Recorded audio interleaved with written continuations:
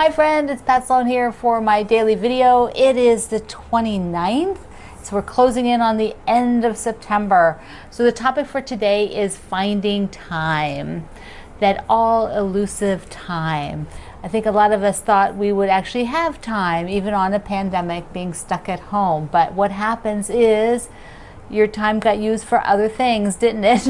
Some of you do have time. Some of you do have a lot more time. You've been producing a massive amount of quilts, which is just fabulous for you. I just think that's awesome.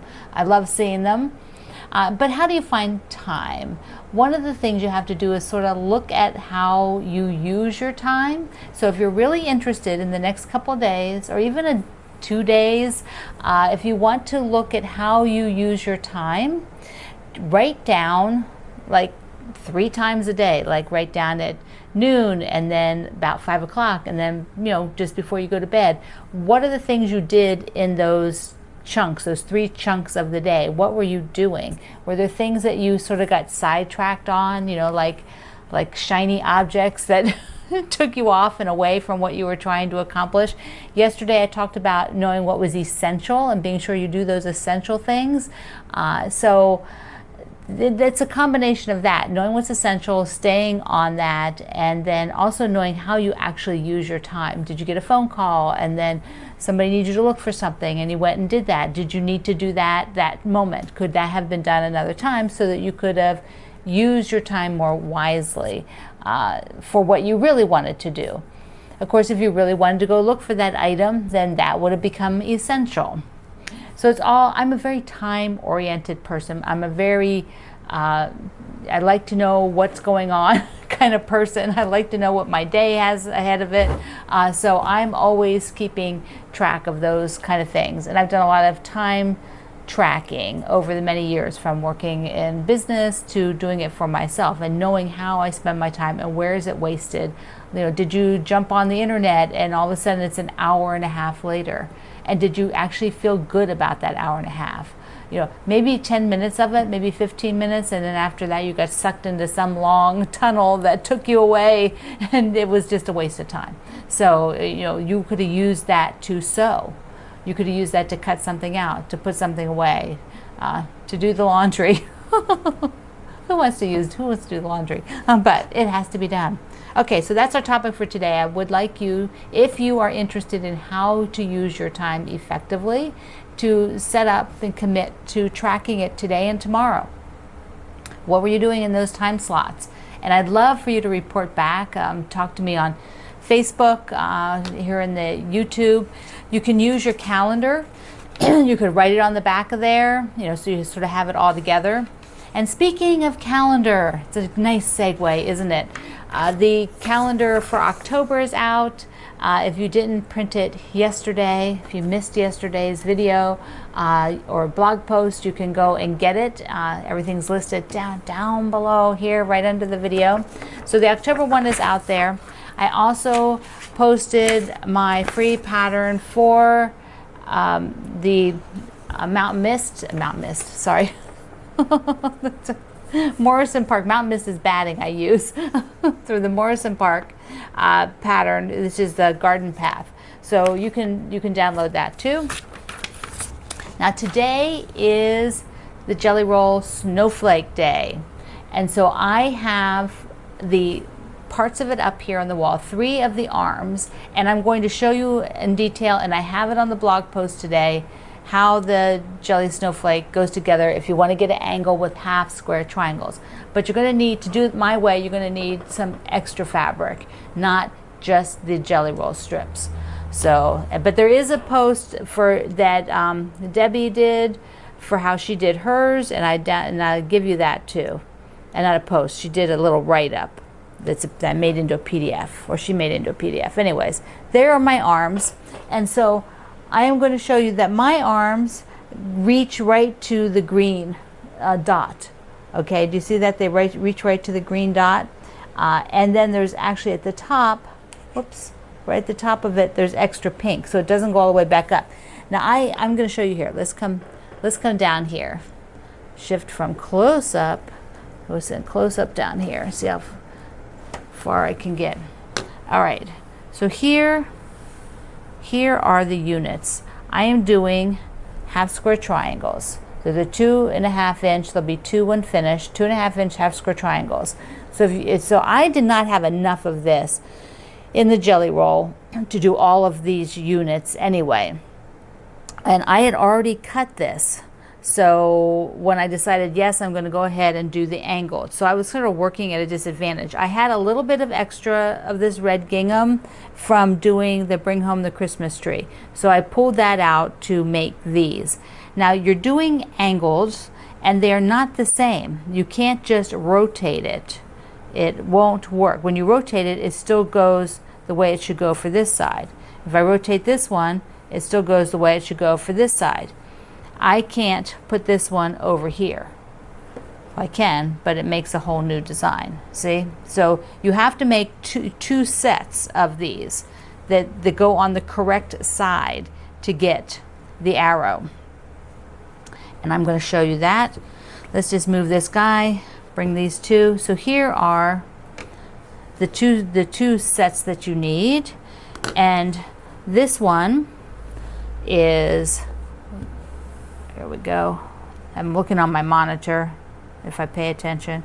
So here's two of them go together. See, and I have on my website these pictures like this apart, and then I have them together. So there are the two together for this side, and then when I come over here, and you have to be like on your A game when you make these. You know, don't be thinking about other stuff because you will do them wrong. So there they are. They're set. Now you'll do 3 sets to be each side of the arrow. So like the arrow would come down here, right?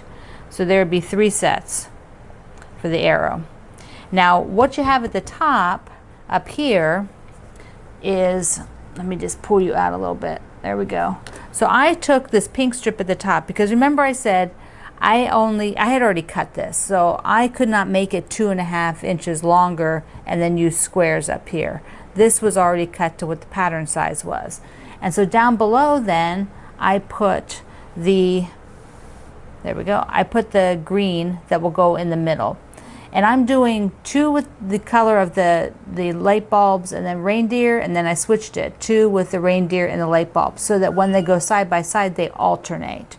So let's take a look up on the design wall again. So now you can see I've got the 3 of them up there, and the green is alternating around. And then I don't know what I'm going to do with the green center. I might take and use the reindeer fabric. I'm gonna cut a square reindeer fabric and put it in there, or I'm just going to checkerboard it with alternating greens. I might just alternate the 2 greens. It's just a 6-inch square, and there is a pattern which we did for the first round and is still there, is a free star pattern from my friend Amy Smart, and so I'll link over to that. So if you want to put a star in the middle, and if you look on my Facebook group, you know, people did all kinds of variations, and on the last day I'll have a few of those I'll share from our community there.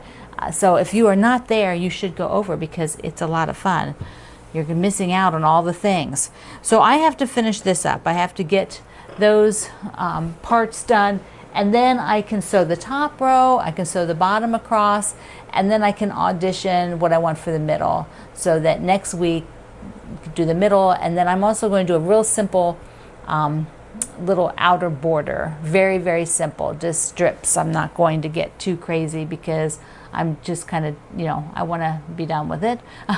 You know, there's a lot of elaborate borders people have done with extra stars and all kinds of things that are really gorgeous, but that's a lot more work, and I don't want to put that work into it. For me, this is enough. I just want it just a little bit extra on the outside. So I'll show you that when we get to it next week.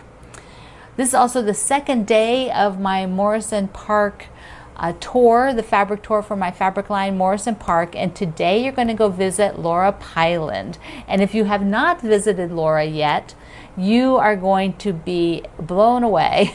Laura is so creative and she's very prolific. One of the fun things is that Laura I have to credit for really sort of inspiring me and motivating me to document my quilts in my gallery. Go look at Laura's gallery. She is super prolific. She makes a lot of quilts every year. She also is very fun where she does, because her last name is Pyland, and she was either a math or a science teacher, I forget. But on Pi Day, she does all kinds of things that are fun for Pi Day, and which is how her company name is based on pie. So the mathematical pie, not the eatable kind. But she does fun things on that day with her kids. So she is, if you've ever, you have to go look at her baseball quilt. She did a quilt that looks like a baseball. It is so fabulous. I have a brother and sister-in-law who love baseball, and someday I think, oh, I need to do that big giant baseball quilt for them because it's so cool. So there you go. We have Jelly Snowflake. This is our round 2, and so a lot of you are finishing it from the first time around. Some is doing a second one. Some of you are doing it, you know, their first one. Whatever the case is, you know, get it going, because you want to be able to quilt it and enjoy it for December. And if you made it, you may even put your snowflake quilt out all through January. A lot of you made blue and white ones, which are so fabulous. And they would just be beautiful hanging in January for wintry. I like to decorate blue and white. It's feels very crisp, and it gives you like a little winter wonderland, right? Because in January you can still deal with that, yeah. It's by February we're like, okay, we're enough of that. Enough of the winter wonderland. So all the links are down below. Be sure to go visit Laura and also I have the whole list of all the people on the fabric tour today at my website, so you can go back and visit Cheryl Brickey too and see her amazing quilt that she has a deal on the pattern. Is brand new pattern she just did with multiple sizes, so you can pick that pattern up today. And enter at both of their websites. They both have a giveaway, so everybody's doing the giveaway, and that means there's 14 giveaways for my fabric tour. Yay!